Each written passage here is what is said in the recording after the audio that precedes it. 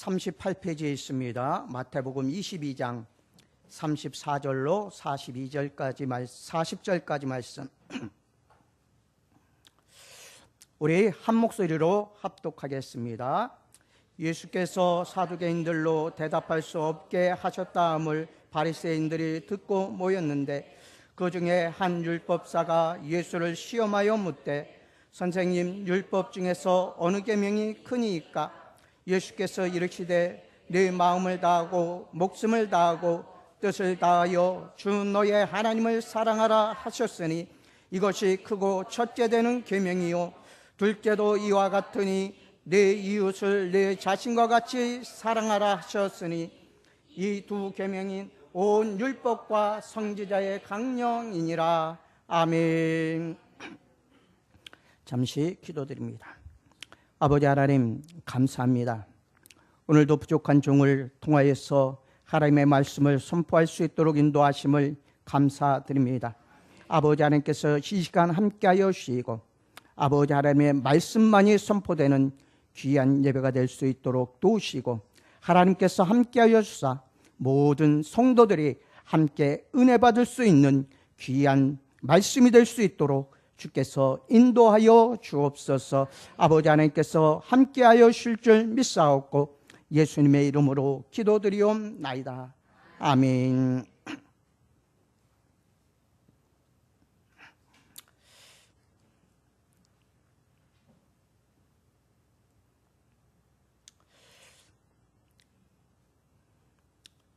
우리가 23절로 보면 사두개인들이 예수님께 나와 부활에 대해서 묻고 있습니다.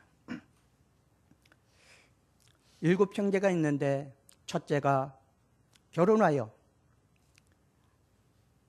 자녀를 낳지 못하고 죽었고 둘째가 그 형의 아내를 맞이하였으나 그 둘째도 셋째도 마지막 7째도 아들 낳지 못하고 모두가 죽게 되었습니다. 이랬을 때에 부활 때는 그 아내가 누구의 아내가 되겠습니까? 라고 묻습니다. 그랬을 때 예수님께서는 그들에게 말씀하셨습니다. 너희가 성경도 하나님의 능력도 알지 못하는 거로 오해하였도다. 부활 때는 장가도 아니가고 시집도 아니가고 하늘에 있는 천사들과 같다고 말씀해 주셨습니다. 이렇듯이 예수님께서 부활에 대해서 사두개인들을 말 못하게 하신 것을 바리새인들이 듣습니다. 그리고 그들이 주님께 찾아 나와 주님을 시험하여 묻는 내용이 오늘 본문 말씀인 것입니다. 바리새인들은 사두개인들과는 달리 부활이 있다고 믿는 그러한 자들입니다. 그리고 그들은 모인 것은 부활에 대한 예수님의 가르침에 공감해서가 아니라 사두개인들이 질문하지 못한 다른 율법상의 어려운 질문을 통하여서 자기들이 승리하려는 그 목적을 두고 예수님을 찾아왔습니다. 이 바리새인들 중에 한 율법사가 선발되어 율법적인 어려운 문제를 가지고 시험하려고 예수님께 질문을 하게 됩니다. 율법사란 말은 율법의 전문가란 뜻으로 그 당시 서기관이나 율법 학사들에게 불려졌던 율법 교사란 말과 같습니다. 이 율법 교사들은 항상 율법을 연구하고 또한 율법에 대하여 항상 가르치는 그러한 자로서 이미 율법에 하나님께서 주신 율법에 통달한 그러한 자들이었습니다. 그러한 자들이 예수님께 나와 묻는 것입니다. 어느 율법이 크냐고 말입니다. 첫째로 한 율법사가 던진 율법 문제에 대한 시험이 주님께 닥쳐왔습니다. 이 율법사는 율법 문제에 관한 이상 자기 이상가는 전문가가 없는 것으로 자부하고 자신만만하게 예수님께 도전을 한 것입니다. 그리고 그의 시험은 이러했습니다. 36절에 선생님, 율법 중에서 어느 계명이 크니까? 라고 묻습니다. 그들은 예수님이 그들의 납비 학교에서 율법을 배운 일이 없으며 일반적인 상식으로는 이 같은 문제에 대하여 도저히 답변할 수 없을 것으로 여겼기 때문에 율법의 전문가라 할지라도 능히 대답하기 어려운 질문을 던져놓고 과연 예수님의 입에서 어떤 답이 나올 것인가에 대하여 그들은 주목하고 있었습니다. 이 질문에 대한 예수님의 대답은 너무나 명쾌한 것이었습니다. 바로 네 마음을 다하고 목숨을 다하고 뜻을 다하여 주 너의 하나님을 사랑하라 하셨으니 이것이 크고 첫째 되는 계명이요 둘째는 그와 같으니 내 이웃을 내 몸과 같이 사랑하라 하셨으니 이 두 계명이 온 율법과 선지자의 강령이니라 하고 주님께서는 대답해 주셨습니다. 바로 예수님의 이 대답은 질문해 온 율법사 자신도 깨닫지 못했던 율법의 진술을 드러내 놓은 일이었기 때문에 그들은 더 이상 아무 말도 하지 못하였음을 우리는 볼 수 있습니다. 주님께서 이렇게 말씀해 주신 까닭은 첫째로 율법은 문자로 나타난 조문보다 그 정신이 더 중요하다는 사실을 밝히셨던 것입니다. 율법 학사들이나 바리새인들은 문자로 나타난 그 조문을 소중히 여기고 그 조문대로 지키려고 노력했던 그러한 사람들이었습니다. 그 조문에 깃든 정신이 무엇인가를 생각한 것이 아니라 그 조문 그대로를 따르려고 하였고 지키려고 하였던 것입니다. 그러나 주님께서는 그 정신이 그 조문보다도 그 정신이 더 중요하다는 사실을 그들에게 밝히셨던 것입니다. 바리새인들은 단지 율법을 지키는 것으로 의의 표본을 삼으려고 했기 때문에 율법 안에 있는 근본 정신을 깨달을 수가 없었습니다. 예수님은 이처럼 율법에 나타난 조문만을 중시하는 그들에게 율법의 참 정신을 나타내 보이셨던 것입니다. 둘째로 율법은 흠없고 완전한 하나님의 법이지만 정말로 하나님의 완전하신 법은 율법의 바탕을 이룬 사랑에 있음을 예수님께서는 밝혀주셨습니다. 율법을 이룰 수 있는 비결은 사랑에 있습니다. 바로 첫째 계명부터 네 번째 계명까지는 하나님에 대한 사랑을 나타내신 것이고 5계명부터 10계명까지는 이웃에 대한 사랑을 나타내 주신 계명들입니다. 그렇기 때문에 마음을 다하여 목숨을 다하여 뜻을 다하여 하나님을 사랑하는 것이 1계명에서 4계명까지요. 또한 내 이웃을 내 몸과 같이 사랑하라 하신 것은 바로 5계명부터 10계명의 진수를 예수님께서는 밝히 보여주신 것입니다. 셋째로 율법은 정죄의 그 목적을 둔 것이 아니라 그곳에 하나님의 참 사랑이 있음을 보이셨습니다. 인간의 사랑은 율법의 요구를 이룰 수가 없습니다. 그리고 그 사랑의 죄에 더럽혀졌으며 이기주의적인 정욕에 사로잡혀 있기 때문입니다. 그런데 하나님은 그의 한량없는 사랑을 그 아들을 통하여 우리에게 직접 나타내 보여주셨습니다. 그러므로 우리는 그 아들을 통하여 이 율법을 온전히 이루는 축복을 받을 수 있게 된 것입니다.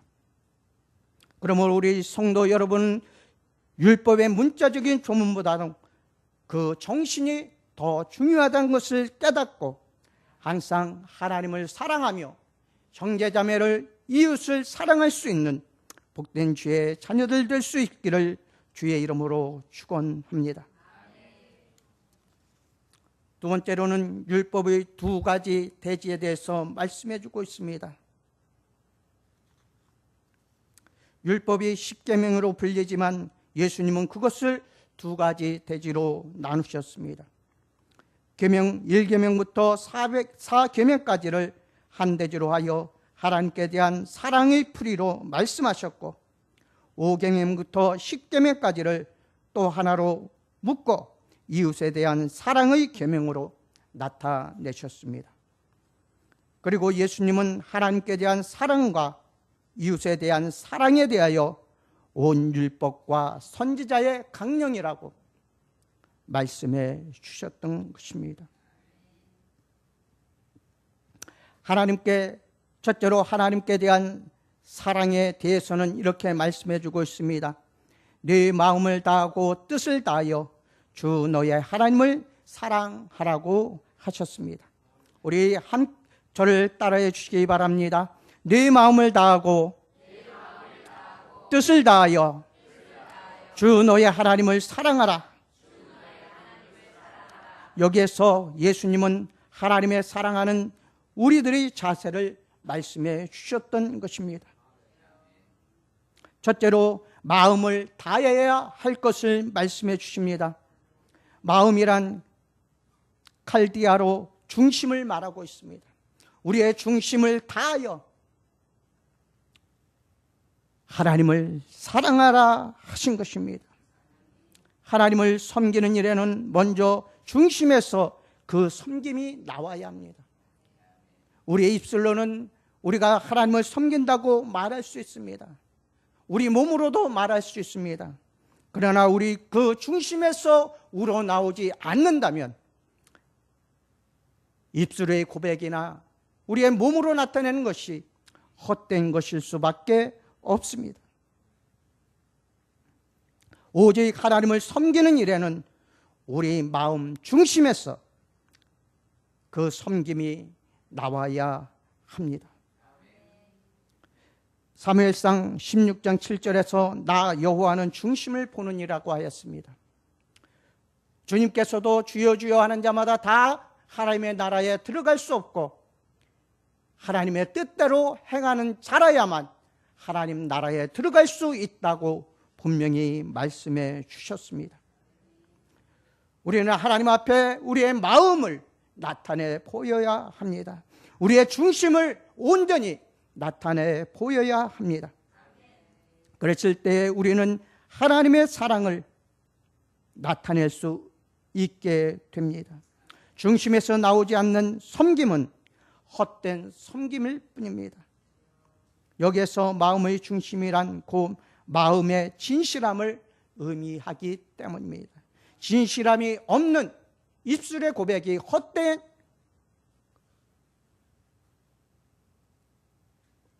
것일 뿐만 아니라 중심에서 나오지 않는 모든 일들이 헛된 것입니다. 둘째로 목숨을 다해야 한다고 말씀하고 있습니다. 목숨이란 푸케란 말로 인간의 내적 존재를 의미하고 있습니다. 다시 말하면 영혼이나 생명을 의미합니다. 하나님을 사랑하면은 그 사랑이 그의 영혼 깊은 생명으로부터 나와야 한다는 것입니다. 이 사랑은 인간적인 그 어떤 사랑보다 더 우선하는 사랑입니다. 예수님은 이 사랑에 대하여 이처럼 말씀하셨습니다. 마태복음 10장 37절에서 38절까지 말씀입니다. 아비나 어미를 나보다 더 사랑하는 자는 내게 합당치 아니하고 아들이나 딸을 나보다 더 사랑하는 자도 내게 합당치 아니하고 또 자기 십자가를 지고 나를 쫓지 않는 자도 내게 합당치 아니하니라고 말씀해 주셨습니다. 바로 어미나 아비나 어미가 아들이나 딸이나 하나님보다 더 사랑한다면 그것이 바로 우상이 되는 것입니다. 우상을 마음에 두고 하나님을 섬기는 것을 하나님께서는 용납지 아니하신다는 것입니다. 온전히 그 마음 중심에 오로지 하나님 한 분만을 모시고 우리는 그분과 함께하며 그분의 말씀을 들으며 그분을 찬송하며 함께 나아가야 하는 것입니다. 주와 동행하는 삶을 사는 자만이 온전히 하나님을 사랑할 수 있기 때문입니다. 세 번째로 하나님을 사랑하면은 뜻을 다하여야 한다고 말씀해 주셨습니다. 뜻이란 디아노이아로 이해력, 깨달음, 생각 등으로 해석하게 됩니다. 이것은 자기가 가지고 있는 모든 이해력이나 생각, 모든 깨달음을 다 바치는 일을 말씀하고 있습니다. 하나님을 사랑하는 일에는 자신의 지성이 총동원되어야 합니다. 다하여란 말은 전체를 드리라는 것입니다. 나의 전부를 하나님 앞에 드려야지만 참 하나님을 사랑할 수 있다는 것을 우리에게 가르쳐 주는 말씀입니다. 사랑하라는 말은 일시적 감정적 사랑이 아니라 영구적 계속적 사랑을 가르치고 있기 때문입니다. 또한 둘째로 이웃에 대한 사랑에 대해서 이렇게 말씀해 주고 있습니다. 저를 따라하시기 바랍니다. 네 이웃을 내 몸과 같이 사랑하라 고 말씀하고 계십니다. 우리의 이웃이 누구이냐 하는 것을 또한 말씀해 주고 있습니다.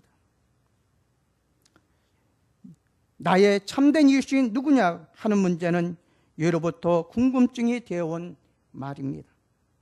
예수님은 불안당을 만나 나그네의 경우를 비유로 들어 우리의 참된 범위를, 사랑의 이웃의 범위를 우리에게 말씀해 주셨습니다. 예수님의 말씀하신 유대인의 이웃은 이방인까지를 포함하고 있습니다. 유대인들은 자기의 이웃을 자기와 같은 종족으로 보고 살아왔습니다.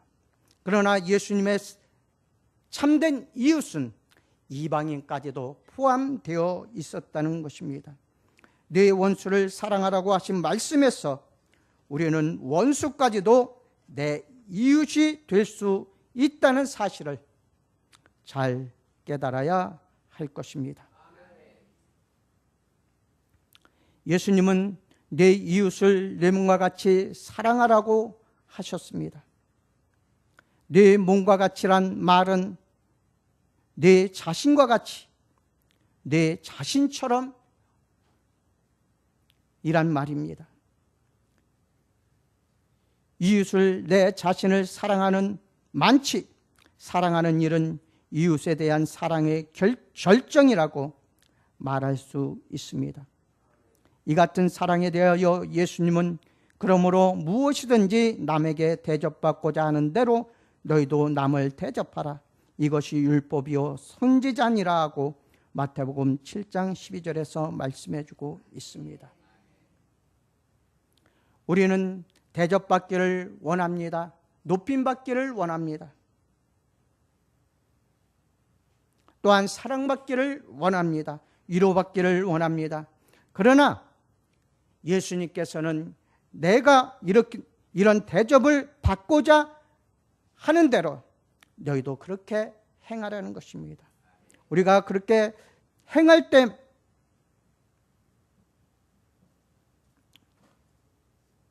우리도 하나님 앞에서 그만큼의 상급을 받아 누릴 수 있기 때문입니다. 하나님을 사랑하고 이웃을 사랑하는 것은 참된 율법이요 선지자의 강령입니다. 그렇기 때문에 우리는 더욱더 힘써서 하나님을 사랑하며 형제자매를, 이웃을 사랑하는 참된 믿음의 성도들이 되시기를 주님의 이름으로 축원합니다. 율법의 정신은 사랑입니다. 유대인들이나 율법사들이나 바리새인들은 그것을 깨닫지 못하였습니다. 참된 율법의 정신을 깨닫지 못하였던 것입니다. 율법의 참 열매는 사랑에서만이 맺을 수 있기 때문입니다. 사랑이 없이는 율법의 참 열매를 맺을 수가 없습니다. 그러므로 사랑이야말로 율법의 완성이 아닐 수 없는 것입니다. 예수님은 내가 율법이나 선지자나 폐하러 온 줄로 생각지 말라, 폐하러 온 것이 아니요 완전케 하려 함이로다 라고 마태복음 5장 17절에서는 말씀해 주고 있습니다. 바로 그들이 깨닫지 못하고 그들이 알지 못하고 그들이 열매를 맺지 못함을 예수님께서는 말씀해 주시고 율법을 완전케 하기 위하여 이 세상에 오셨음을 분명하게 말씀해 주고 있습니다. 예수님의 사랑은 우리로 율법의 정죄를 능히 이기게 하였습니다. 의롭다 하신 이는 하나님이시니 누가 정죄하리요? 라고 로마서 8장 33절에서는 사도 바울은 고백하고 있습니다. 의롭다 하신 이는 하나님이십니다. 우리를 죄인에서 의인으로 인도하신 분도 하나님이십니다. 그렇기 때문에 의롭다 하신 이가 하나님이시기 때문에 우리가 의인된 것을 누구도 정죄할 수 없는 것입니다. 바로 우리의 이 의인된 것을 하나님께서 인정해 주셨기 때문입니다. 예수님의 사랑은 율법의 요구를 이루셨습니다. 그가 이 세상에서 율법을 지키신 모든 일은 그 이루신 일을 우리에게 이루어지게 하시려는 데 있습니다. 하나님이 우리에게 요구하시는 새로운 계명은 율법이 아니라 사랑입니다. 사랑을 이루어 나가는 그리스도인만이 율법을 온전히 이루는 그리스도인인 것을 우리는 알아야 할 것입니다. 예수님께서는 율법을 문자로 나타낸 조문보다 그 정신이 더 중요하다는 것을 밝혀주셨습니다. 또한 율법은 흠없고 완전한 하나님의 법이지만 정말로 하나님의 완전하신 법은 율법의 바탕을 이룬 사랑에 있음을 밝히셨습니다.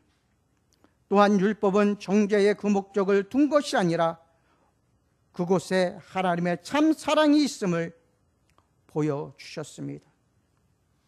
또한 하나님의 사랑에 대해서는 마음을 다하여야 하고 목숨을 다하여야 하고 뜻을 다하여야 한다고 말씀해 주셨습니다.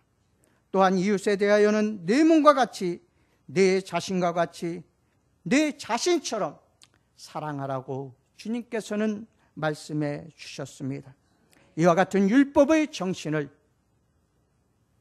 따라 행하고 순종하며 살아가시는 귀한 성도들이 되시기를 주님의 이름으로 축원합니다.